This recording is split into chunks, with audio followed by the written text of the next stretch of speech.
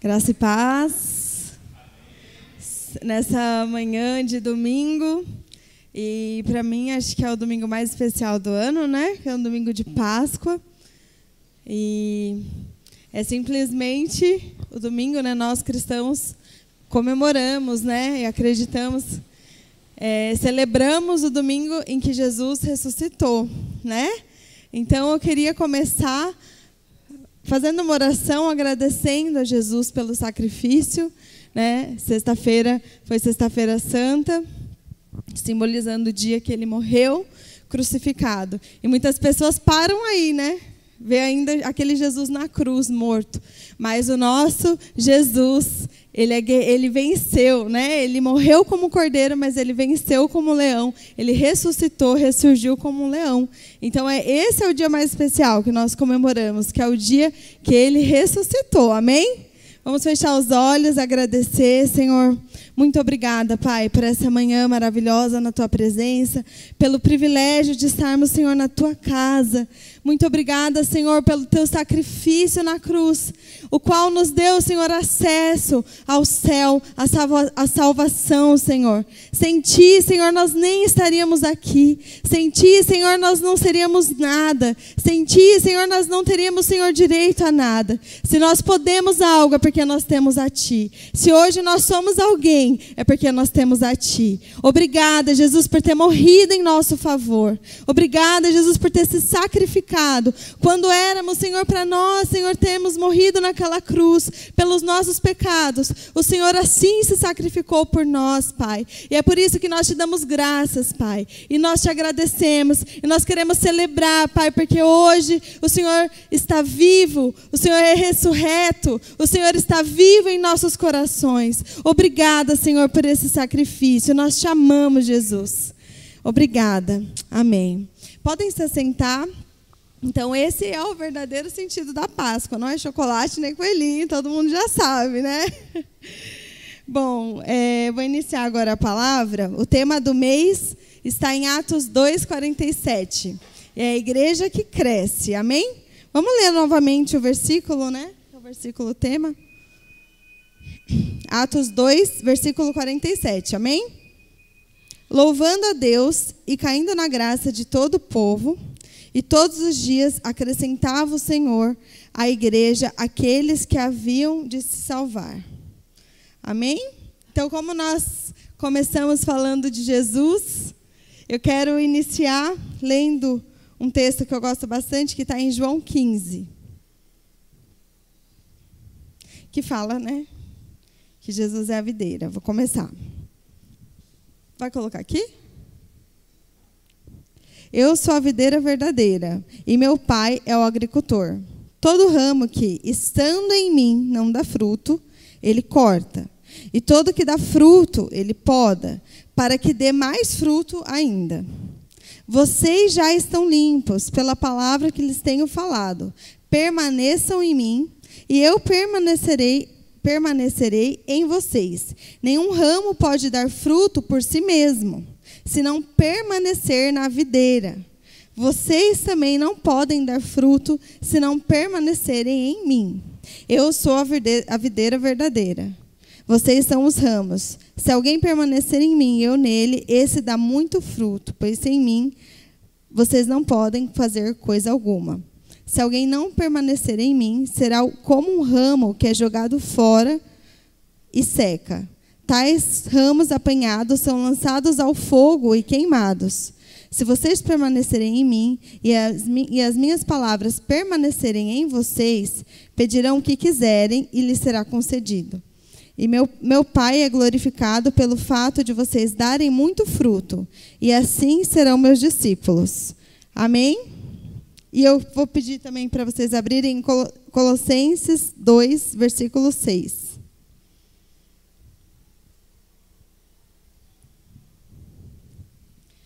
Portanto, assim como vocês receberam a Jesus Cristo, o Senhor, continuem a viver nele, enraizados e edificados nele, firmados na fé, como foram ensinados, transbordando de gratidão. Amém? Então, aqui nós vemos dois textos.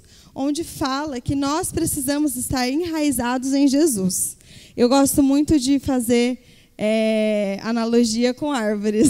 Inclusive, eu já ministrei uma vez sobre esse versículo também, né? E aqui nós vemos a base da igreja. Então, quando a gente fala de igreja, nós vemos que nós precisamos estar enraizados, que Jesus é a base da igreja. Então, nós precisamos estar nele para que a gente possa fazer alguma coisa. E aqui em Colossenses reforça isso, né? Que a gente precisa estar em Jesus e continuar a viver nele, enraizados e edificados nele. A palavra de Deus também fala que ele é a pedra, né, qual a igreja foi edificada. Então, se a gente fala de igreja, que somos nós reunidos, né, igreja, nós precisamos falar de Jesus. Hoje, nós vemos por aí, né, um evangelho muito raso. E muitas pessoas vivendo para si mesmas. A minha vontade é mais importante. Eu vou fazer isso. E até mesmo iniciativas de coisas em prol da igreja mesmo, né? Ou para ajudar alguém, mas por si mesmo, para se vangloriar, né? A gente vê muito isso. E é o que é nos passado, o que é nos ensinado. Se você vê um coach falando, o que ele vai falar? Você é o centro, né? Você é a coisa mais importante. Se ame acima de tudo. Você em primeiro lugar. A gente vê muito isso. As mulheres, né, falando, eu preciso me amar. Lógico, nós precisamos nos amar, mas nós precisamos colocar sempre Jesus no centro do nosso coração, para que a gente possa dar frutos. Se a gente quer ser uma igreja, né, unidos como igreja, uma igreja que cresce, essa igreja toda precisa estar na videira, enraizada na videira, né? Nós precisamos estar enxertadas na videira, que é Jesus Cristo. Assim nós podemos dar frutos. E eu acho muito interessante que hoje, infelizmente, né, eu vou me incluir, porque eu acho que nós nos tornamos muito fracos emocionalmente. Porque qualquer coisinha a gente sofre, a gente sente uma dor muito, nossa, o pastor falou desse jeito comigo, eu vou sair da igreja. Isso aconteceu, Mas aqui fala que a gente precisa ser podado. Amém? Fala de ramos que são podados para poder dar mais fruto. E ramos que são cortados. Então, é muito diferente uma coisa da outra. A poda numa árvore, numa planta, quem gosta de planta aqui sabe que a gente precisa cortar para ela crescer mais forte, mais bonita. A poda, ela é saudável. Para que essa árvore ela possa dar frutos, ela precisa ser podada. E isso dói. Então, muitas vezes, a igreja, né, nós passamos por podas. É uma situação difícil, que Deus permite que a gente passe, é uma dificuldade, mas Deus está nos podando para que a gente fique mais forte e possa dar mais frutos, né? Que isso a gente possa frutificar, se a gente estiver firmado na videira. Porque senão a gente vai ser cortado, e aí dói mesmo. Aí que é uma dor de verdade. Então, nós precisamos passar por momentos difíceis e orar, né, e ficar firmado em Deus e entender que aquilo é só uma poda. É uma coisa que a gente precisa passar para que a gente fique mais forte e possa dar frutos. Amém?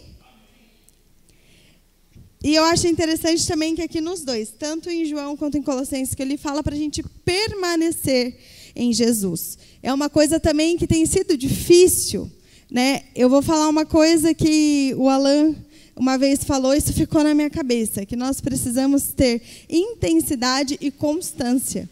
Não adianta a gente vir para a igreja num domingo, ser intenso e adorar, e, sabe, e buscar de todo o coração, se a gente não tem constância, se a gente não continua fazendo isso todos os dias.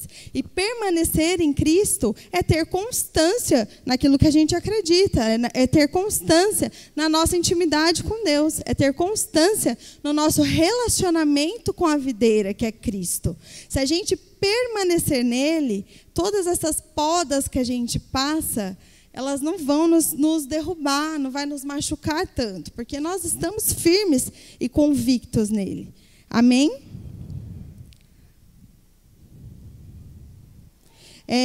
Vamos ler, agora eu vou voltar um pouquinho. Eu quero analisar junto com os irmãos algumas características dessa igreja que é descrita aqui em Atos 2, né? Vamos voltar um pouquinho, 2, versículo 44. Só para contextualizar, né? Essa época que a igreja passava, aqui em Atos 2 é quando fala do Pentecostes, lá no comecinho, né? Que foi um pouco depois, né, que Jesus ressuscitou, tal, que a igreja começou mesmo, né? Porque depois que ele apareceu para os discípulos, é aí que começou mesmo os discípulos, né, a continuar o ministério de Cristo. E essa igreja dessa época é uma igreja que estava sendo perseguida, duramente perseguida. Não é perseguiçãozinha, não. Estava sendo mortos. O que a gente vê aí que acontece com os missionários em países extremos, enfim, né, que matam os filhos na frente dos pais, que queimam vivos, enterram vivos. Era daí para pior que acontecia naquela época. Então, quem se dizia, né, quem acreditava em Jesus era perseguido e morto, né? Então, essa época era uma época muito difícil para a igreja ser igreja. Porque a igreja daquela época não tinha a liberdade que nós temos de ir e vir. Não podia ser uma igreja assim, com porta aberta, com todo mundo reunido. Era uma igreja realmente perseguida. Amém? Versículo 44. Todos que creram estavam juntos e tinham tudo em comum. Vendiam suas propriedades e bens, distribuindo o produto entre todos, à medida que alguém tinha necessidade. Diariamente preservavam unânimes no templo. Partiam pão de casa em casa e tomavam suas refeições com alegria e singeleza de coração, louvando a Deus e contando com a simpatia de todo o povo. Enquanto isso, acrescentava-lhes o Senhor, dia a dia, os que iam sendo salvos. Amém? Então, aqui, um pouquinho antes, né, mostra como eles se reuniam, como era, né, que eles faziam. Eles se ajudavam. E aí eu destaquei algumas características dessa igreja, que era a igreja que estava crescendo, mesmo com toda a perseguição. Eles continuavam crescendo e crescendo. A primeira característica que eu analisei aqui é a união deles. Então, nós, como igreja, precisamos ter união. Uma igreja precisa viver em unidade. Nós precisamos disso. Hoje, também um mundo tão individualista como está, as pessoas são cada vez mais egocêntricas, né? Assim, o mundo é muito individual mesmo, né? Cada um ali no seu quadrado, com a sua família, e está tudo certo. Eu moro num apartamento. Se eu falar que eu conheço, eu moro num lado, tem 4 apartamentos, assim, eu não conheço nenhum. Tipo, é um bom dia e olha lá, né? Isso é normal, mas assim, eu acho que reflete um pouco no contexto de hoje, da época que nós temos vivido. As pessoas, elas olham muito para si e não olham para o nosso irmão. E se nós estamos aqui reunidos, nós precisamos, pelo menos, saber, né, quem é o nosso irmão, estar mais unido, tentar entender quem é, conhecer.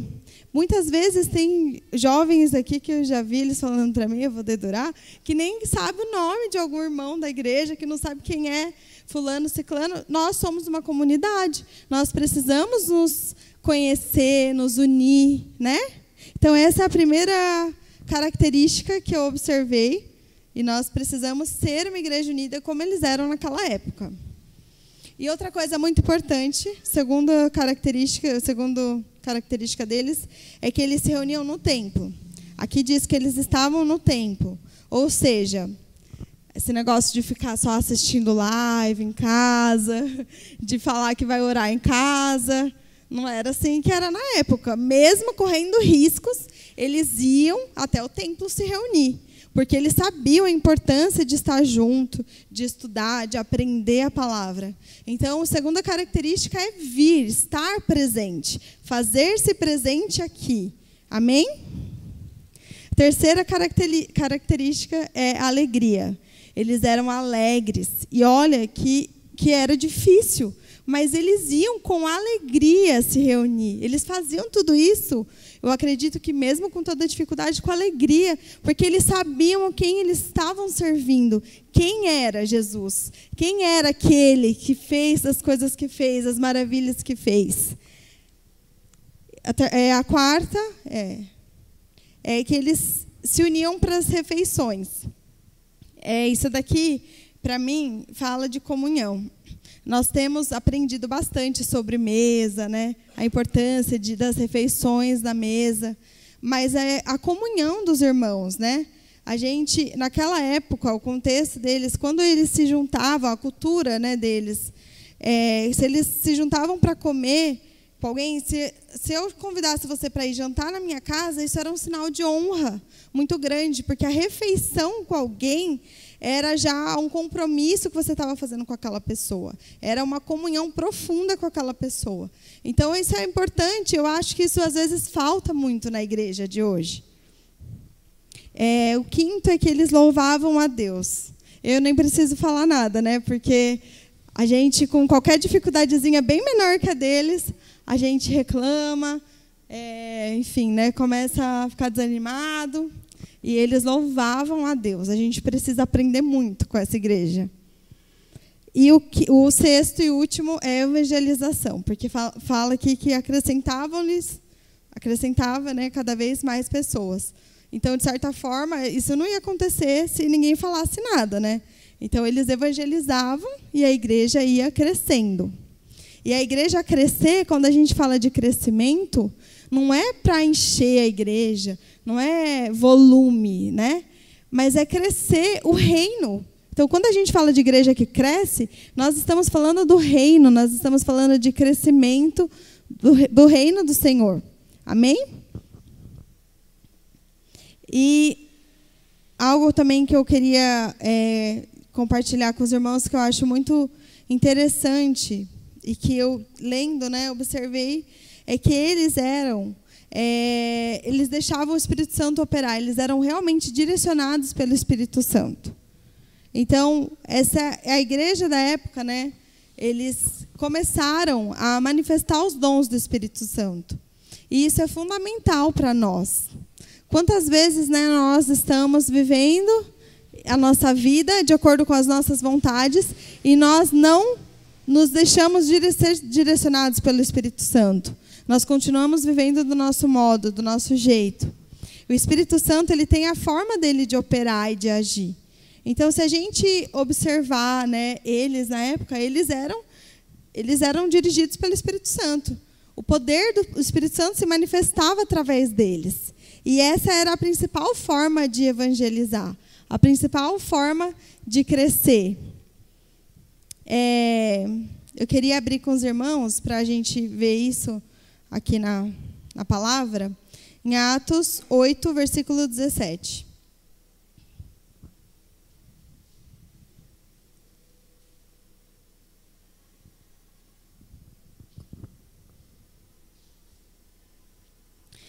Então, lhes impunham as mãos e recebiam estes o Espírito Santo. E Atos 10, 44.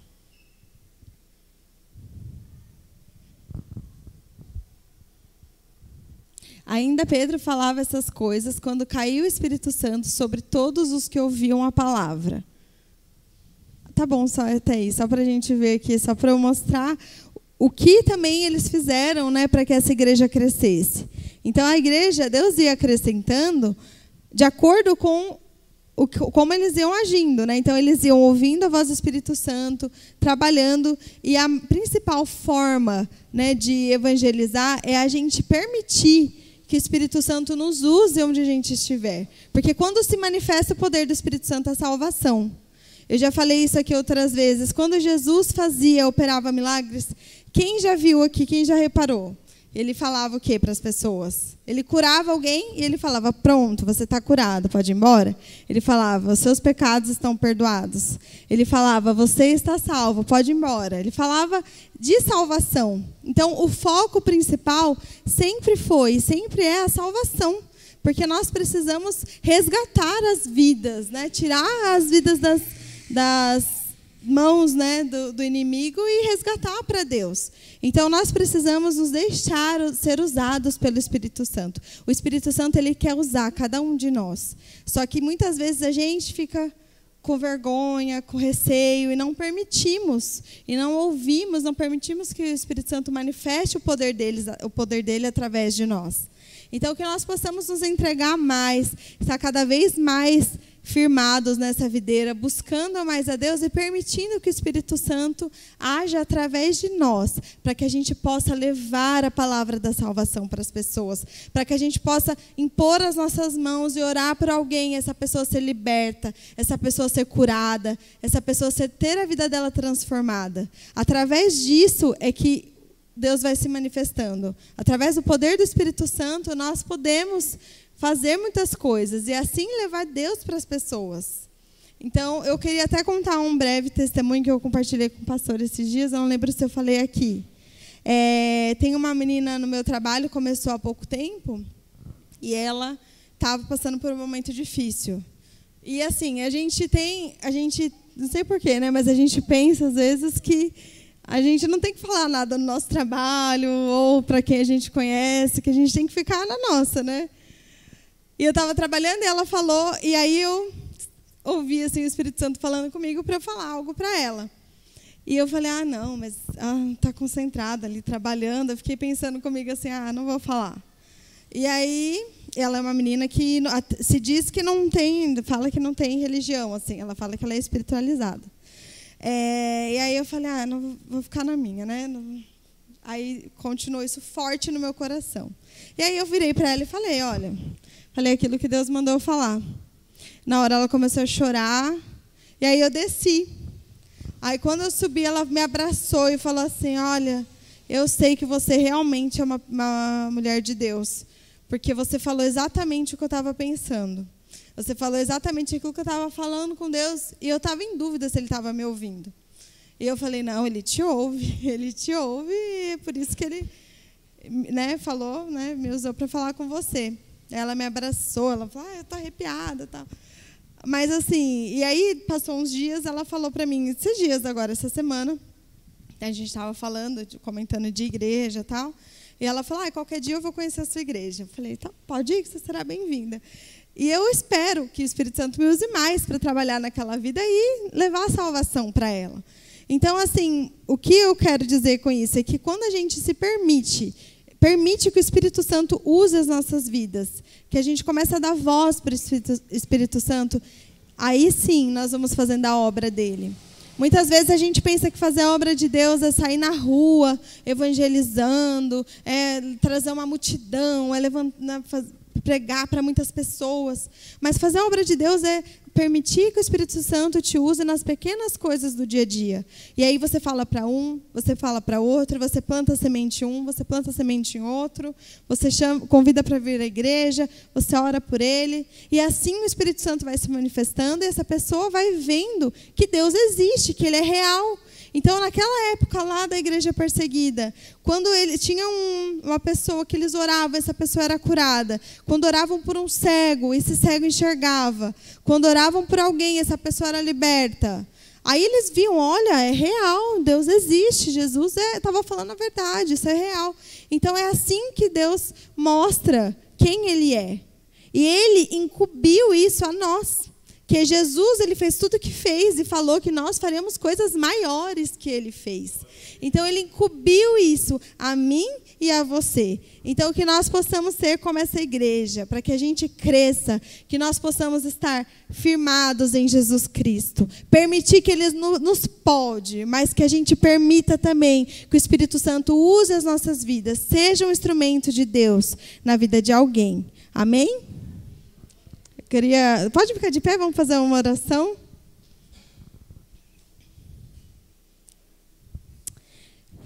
Senhor, nós estamos aqui nessa manhã, mais uma vez, na Tua presença. Senhor, eu quero Te agradecer pela Tua palavra, Pai, que falou comigo, Pai, eu acredito que tenha falado também com os irmãos. Pai, eu aqui, Senhor, me proponho a permitir que o Senhor use a minha vida, Senhor, cada vez mais. Senhor, nós queremos estar, Senhor, em Ti. Em nome de Jesus, que nós possamos parar de olhar para nós mesmos, para as nossas próprias vontades. Que nós possamos parar, Senhor, de olhar, Senhor Deus, somente para o nosso umbigo, mas que nós possamos olhar para Ti e ver qual é a Tua vontade para a nossa vida. Que nós possamos olhar para o nosso próximo, Senhor. Que nós possamos olhar, Senhor, para aquele que precisa de Ti, Pai. E levar, Senhor, a mensagem. E levar, Senhor Deus, aquilo, Senhor, que aquela pessoa precisa. Em nome de Jesus, Pai, eu te peço, Pai, que o Senhor acorde, Senhor, a Tua igreja. Que o Senhor nos desperte, Senhor. Em nome de Jesus, que a igreja, Senhor, possa, Senhor, estar firmada em Ti. E saber, Pai, que está chegando o tempo, Pai, que o Senhor está voltando. E o que nós temos feito é muito pouco, Pai. Em nome de Jesus, nos desperta nessa manhã. Desperta cada irmão aqui, Senhor, para que possa, Senhor Deus, querer, Senhor Deus, levar, Senhor, a Tua palavra para mais pessoas. Nos desperta, Senhor Deus, para tirar, Senhor, as almas que estão presas, Pai, no inferno. Estão presas, Senhor, ao diabo, Senhor. E em nome de Jesus, Pai, que nós possamos, Senhor Deus, resgatar essas pessoas que estão perdidas, Pai, no mundo, em nome de Jesus. Que o Senhor possa nos usar, Senhor, no nosso trabalho, na nossa casa, na rua, onde nós estivermos, para que a gente possa, Senhor Deus, cumprir o Teu querer, o Teu propósito. E assim como diz aqui em João 15, dar frutos. Esses são os frutos que o Senhor quer que nós demos. São frutos, Senhor, de salvação. Em nome de Jesus, que o Senhor nos pode, Pai, para que a gente possa dar esses frutos. Que o Senhor trabalhe em nós, para que a gente possa fazer a Tua vontade, cumprir o Teu propósito nas nossas vidas. Em nome de Jesus. Amém. Eu só queria encerrar lendo uma frase. Eu não sei se eu vou saber falar o nome da pessoa. É o não vou saber. Warner Wiersbe. Eu não sei se é assim que fala, o pastor deve conhecer. E ele diz uma coisa que é muito verdade. A fé cristã era uma realidade diária, não uma rotina semanal naquela época. E que nós possamos viver essa fé todos os dias, não apenas uma rotina semanal. Domingo de manhã eu venho para a igreja, vou para casa, almoço, e é isso. Que a gente possa viver todos os dias, buscando, se alimentando e fazendo a vontade de Deus. Amém? Deus abençoe.